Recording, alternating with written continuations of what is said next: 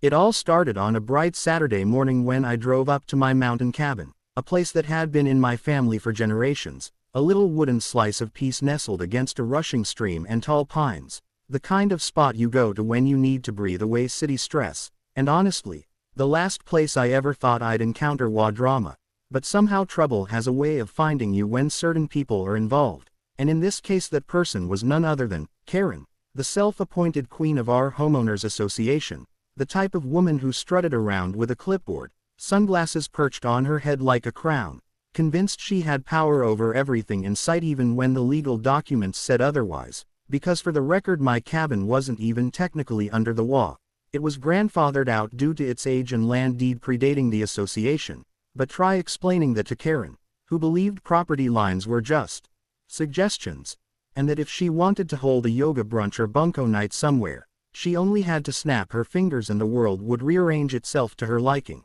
So imagine my surprise when I pulled up the gravel drive to find a massive rental truck parked near the gate, balloons tied to the fence post, and a woman in a sun hat yelling instructions into a megaphone like some deranged event planner. And sure enough there she was. Karen,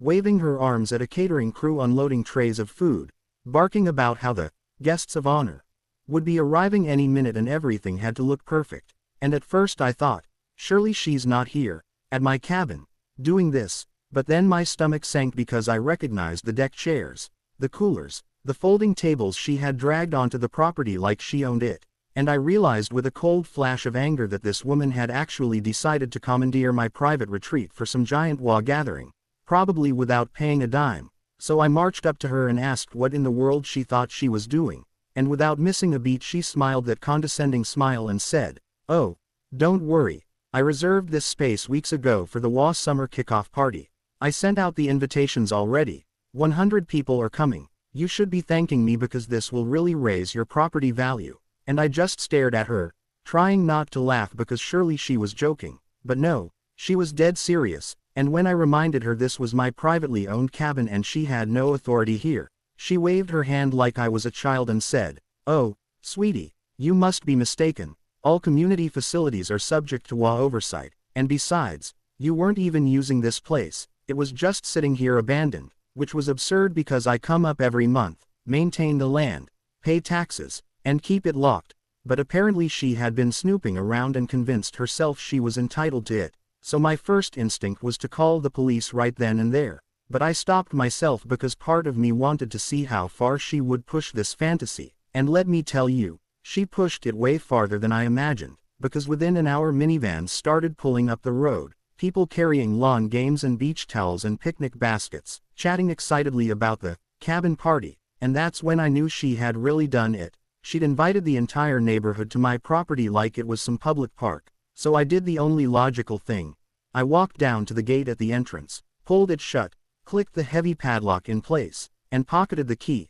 because if she thought she could take over my land, she had another thing coming, and I wanted her guests to know exactly who was responsible for the chaos about to unfold, and oh boy, did it unfold, because as the cars piled up at the closed gate, honking, people rolling down windows asking what was going on, Karen stormed over in a rage, shouting, "Open this gate immediately. You're ruining everything." And I just leaned against my truck and said calmly, "This is my private property, none of you were invited, and no one is coming in," which set off a wave of confusion among the guests who started whispering, "Wait, what do you mean private property? Didn't Karen say she reserved it? Didn't she say we had permission?" And I could see the embarrassment flicker across her face as the truth began to sink in, but of course she doubled down, screeching, "Don't listen to him, he's confused, he doesn't understand the bylaws, this is a community space." But her voice cracked with desperation, and one of the older residents actually pulled out his phone to look up the charter, muttering, "I don't think this cabin is under our jurisdiction," and another family said, "We drove an hour for this, Karen, are you telling us you didn't even get permission?" And suddenly the tide turned against her, people demanding answers, kids whining in the backseats, and Karen's composure crumbled as she pointed at me and shouted, "He's sabotaging us.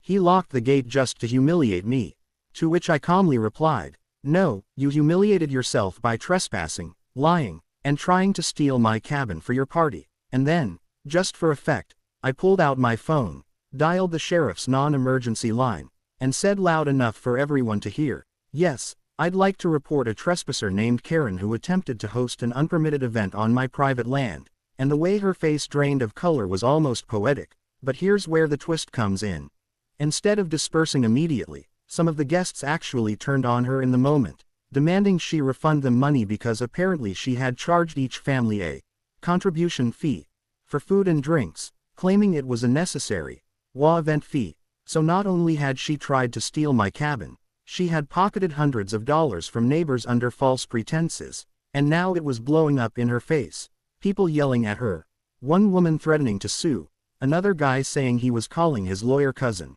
and meanwhile I just stood there with the gate locked, watching the implosion like front row theater. And when the sheriff finally arrived, it was the cherry on top, because the deputy listened to my side, checked the deed records I had on file, and told the crowd flat out, "This is private property, you are trespassing, and anyone who refuses to leave will be cited," which caused a mass exodus of angry neighbors peeling out in their SUVs, muttering about never trusting Karen again, leaving her standing alone by the deflated balloons, red-faced and sputtering excuses, until the deputy asked her politely to step aside so he could escort her off the land. And as she slunk away, still clutching her useless clipboard, she threw me one last venomous glare and hissed, "You'll regret this." But honestly, I already knew the opposite was true, because by the next HOA meeting word had spread like wildfire about what she'd done, and not only was she voted out as president, she was hit with demands to repay everyone she scammed. Plus I filed a trespassing complaint that went on record, meaning she'd think twice before ever setting foot near my cabin again. And the best part, the ultimate humiliation, was that some neighbors who used to defend her actually came to me privately afterward to apologize, saying they had no idea how manipulative she was, and they even offered to help me repair the fence where her crew had scratched it unloading tables. So in the end her little